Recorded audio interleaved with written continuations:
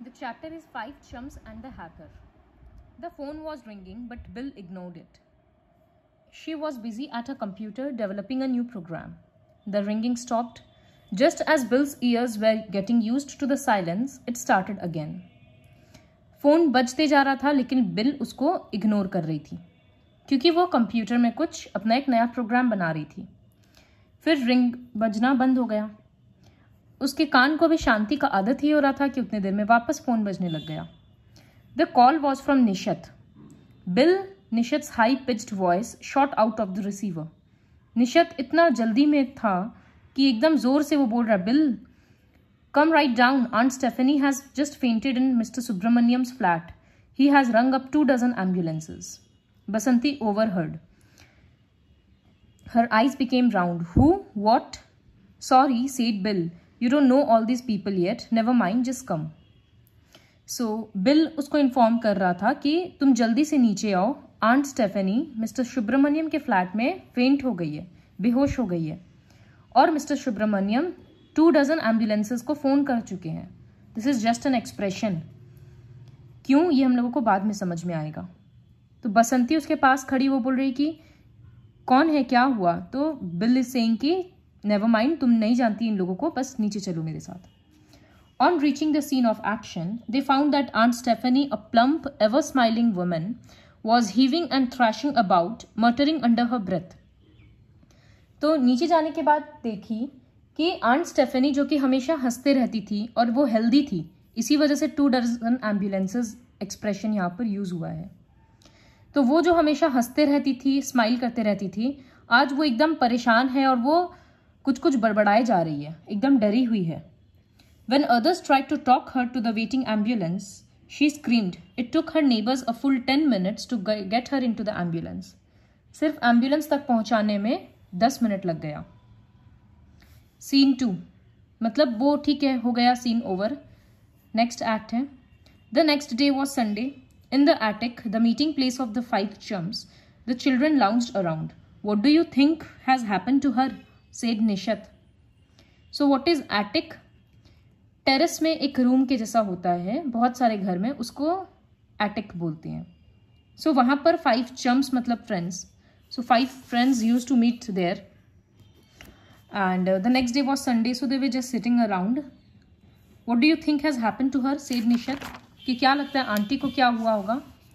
She might have just received some bad news, like losing all her savings, said Arya. लगता है कोई गलत मतलब उनको कोई सैड न्यूज़ मिला है कि उनका सारा सेविंग्स चला गया, और अ फ्रेंड, या कोई फ्रेंड का डेथ हो गया। हर life, said Basanti quietly. How do you no? Asked Nishat. She kept saying he will get me, he will get me. तो बसंती जो चुपचाप सुन रही थी वो बोली कि उनके लाइफ को कुछ खतरा है, कोई खतरा है। निशत सेड, तुमको कैसे पता? तो बसंती बोली कि क्योंकि वो बोल रही थी बार बार कि वो मेरे को पकड़ लेगा, वो मेरे को पकड़ लेगा। Everybody was stunned. After a long discussion, they began their investigation with the gatekeeper. Had any strange men been meeting Aunt Stephanie lately?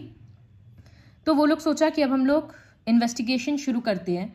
कौन आया, कौन गया, आंटी किससे बात की लास्ट कुछ दिनों में, इन सब से पता चल जाएगा कि उनको कौन डरा धमका रहा है। तो वो लोग गेटकीपर से अपना इन्वेस्टिगेशन शुरू किया। पूछा उससे कि क्या आंट स्टेफनी से कोई अलग सा इंसान मिल रहा था जो पहले का हम लोग कभी नहीं देखे हों।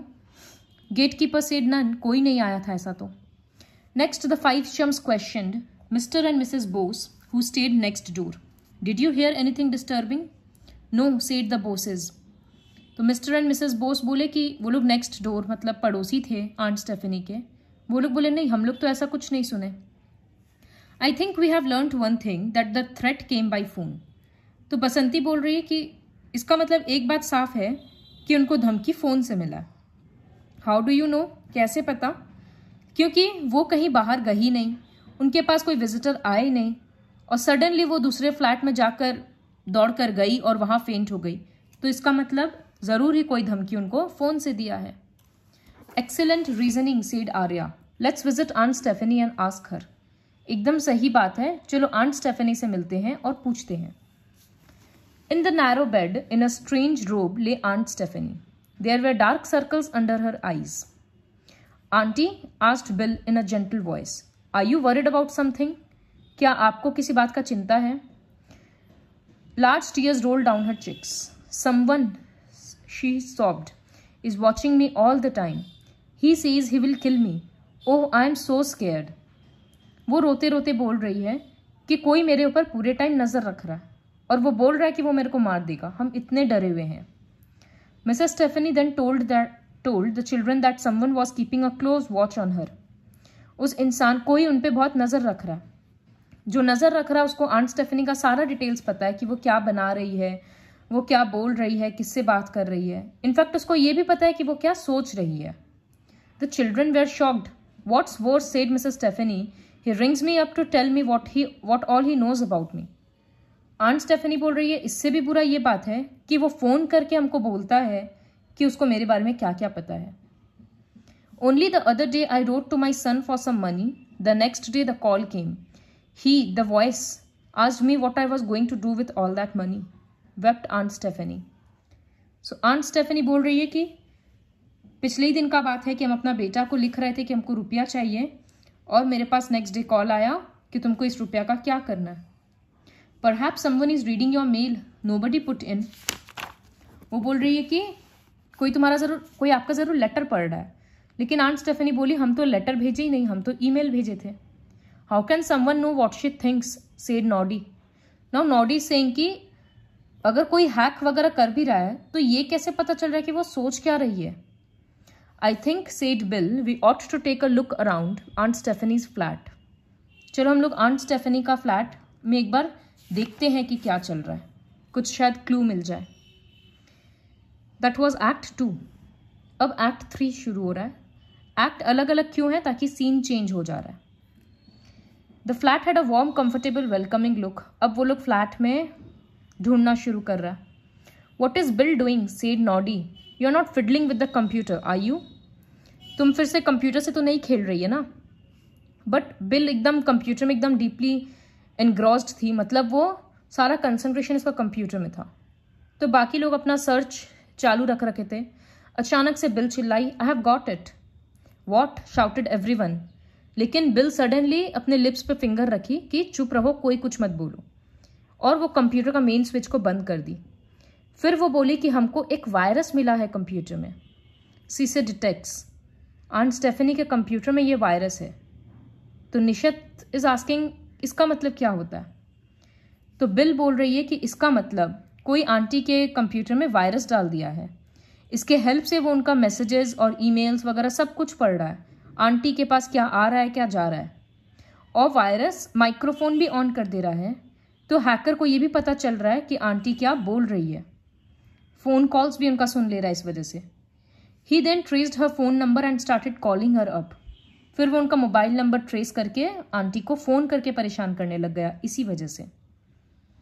बट नॉडी इज सेइंग कि ये सब तो ठीक है, समझ आ गया, लेकिन वो उसको ये कैसे पता चल रहा है कि आंटी किस बारे में सोच रही है.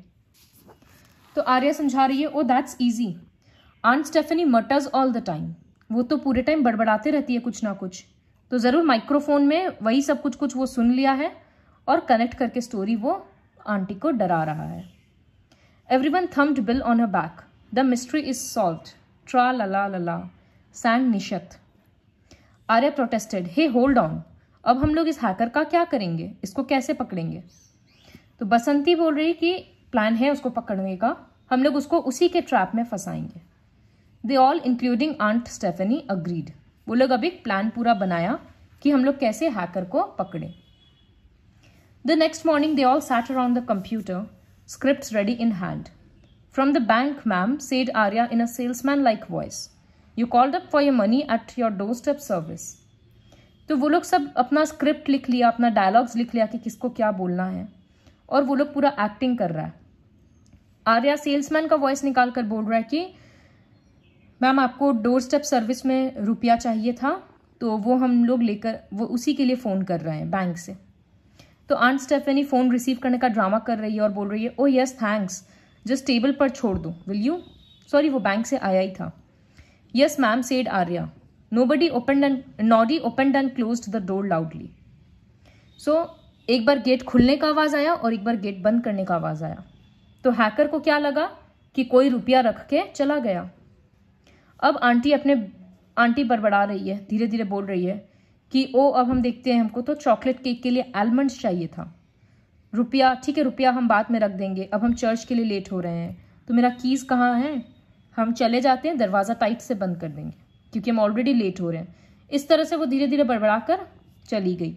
नॉडी फिर से गेट ओपन बंद किया और खोल दिया ताकि समझ आए कि कोई आंटी बाहर चली गई। After a few minutes bill switched off the computer. अब स्विच ऑफ कर दी बिल ताकि हैकर के पास और आवाज़ न जाए। तो हैकर को क्या लग रहा है कि टेबल में रुपया पड़ा है जो सेल्समैन रख कर गया है और आंटी भी घर पे नहीं है। 2 hours later the doorbell rang. At once they all rose and took position behind doors and furniture. Bell बजा और वो लोग डोर्स एंड फर्नीचर के पीछे सब छुप गया। नॉब टर्न हुआ। Hesitant steps were heard crossing the floor to the table on which lay a thick brown paper packet.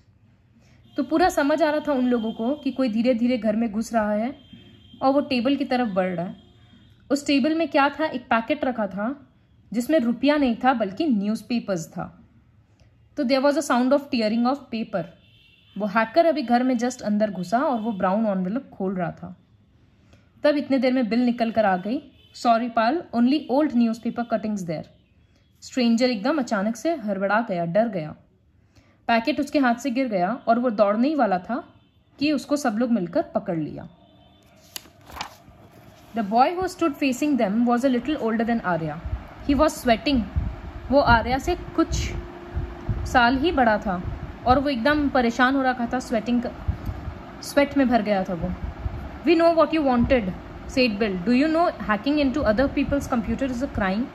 क्या तुमको पता है दूसरों के कंप्यूटर को हैक करना एक जुर्म है? आंट स्टेफनी तब तक आ चुकी थी। वो उस बॉय को देख रही थी और एकदम बिलीव नहीं कर पा रही थी। वो बोली कि तुम तो मेरा ग्रैंडसन से भी छोटा है, तुम मेरे को क्यों मारना चाह रहा है?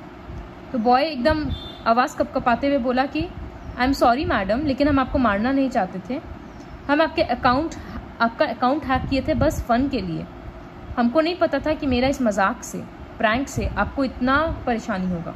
प्लीज़ माफ़ कर दीजिए। और वो बोलकर एकदम रोने लग गया। Tears of guilt and repentance rolled down his cheeks.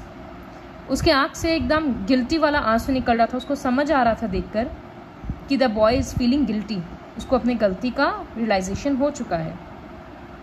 Aunt Stephanie rose and put her hand on the boy's shoulder. My child, I don't know who you are, but I forgive you. And I pray that whenever you wish to do anything bad or unkind, God guides you and stops you from being bad. तो aunt Stephanie का दिल भी कितना बड़ा था। वो इस तरह से एक स्ट्रेंजर को माफ़ कर दी। वो बोली हमको पता नहीं कि तुम कौन हो और क्या करते हो, लेकिन हम उम्मीद करते हैं और विश करते हैं कि भगवान तुमको आने वाले टाइम में अगर तुम कभी भी कोई गलत काम करेगा तो भगवान तुमको करने से रोक देंगे। So this is all about the chapter 5 Chumps and the Hacker.